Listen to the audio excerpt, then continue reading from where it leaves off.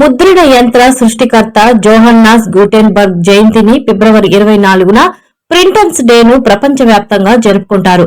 ఆయన విగ్రహాన్ని కూడా రాయాజీ వీధిలో ఏర్పరచుకున్నాము. మేము కూడా గత 10 సంవత్సరములుగా చాలా ఘనంగా జరుపుకుంటున్నాం. ఈ రోజున రక్తదాన శిబిరం, అలాగే ముద్రాపకులందరితో కేక్ కట్ చేయడం లాంటి కార్యక్రమాలు నిర్వహిస్తాం.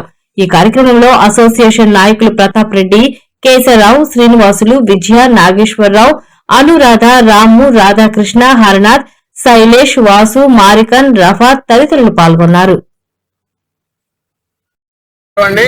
ఈరోజు ప్రపంచ ముద్రాపకుల దినం. జర్మనీ దేశస్తులైన జోహెన్స్ గుటెన్బర్గ్ గారు మా ముద్రణ మిషన్ ని కనిపెట్టి సుమారు ఒక 150 సంవత్సరాల పైన అయింది. ఆయన కనిపెట్టిన మిషన్తోనే ఈ రోజు దాకా కొన్ని లక్షల మంది మా ముద్రాపకులు ఆయన పేరు చెప్పుకొని జీవిస్తున్నారు. అంతేకాకుండా ఆయన చూపించిన దోవలోనే మేమందరం నడుస్తూ మాకు వారసులను కూడా తయారు చేసుకుంటూ పోతున్నాము. ఇప్పుడు డిజిటల్ ప్రపంచం అని ఒకటి వచ్చి కొద్దిగా ప్రపంచం మారిపోయింది. టోటల్ మీద ముద్రాపక ప్రపంచం అంతా పోతే మా ప్రింటర్స్ డేని ప్రతి సంవత్సరం చాలా ఘనంగా నిర్వహిస్తుంటాము.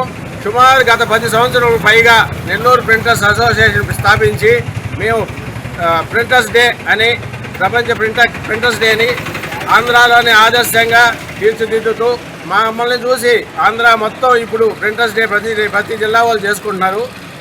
దీనికి చాలా గర్వపడుతూ మీకు తెలియజేస్తున్నాము. అంతేకాకుండా ప్రింటర్స్ డే రోజున మేము ఆయన పేరు చెప్పి కేక్ కట్ చేసి, అలాగే ఒక 4 రోజుల తర్వాత అందరూ ఖాళీగా ఉన్నప్పుడు ఒక సెలవు దినం చూసుకొని రాష్ట్రం నుంచి మిగతా ముద్రాపకులందరినీ పిలిపించి సుమారు ఒక 300-400 మందితో చాలా ఘనంగా నిర్వహిస్తున్నాము.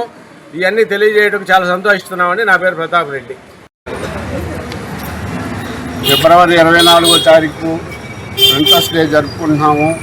జోహన్స్ గుటెన్బర్గ్ వర్ధంతి సందర్భంగా, జయంతి సందర్భంగా మేమందరం కూడా ఒక పండగలాగా 10 సంవత్సరాల నుంచి కంటిన్యూగా చేసుకుంటూ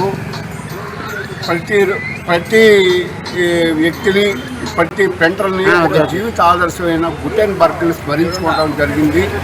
అదేవిధంగా ఆంధ్రప్రదేశ్లోనే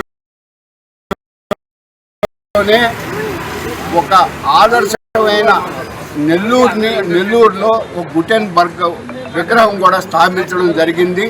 ఇది మేము ప్రతి ఫిబ్రవరి 24వ తారీఖున ఆయన స్మరించుకుంటూ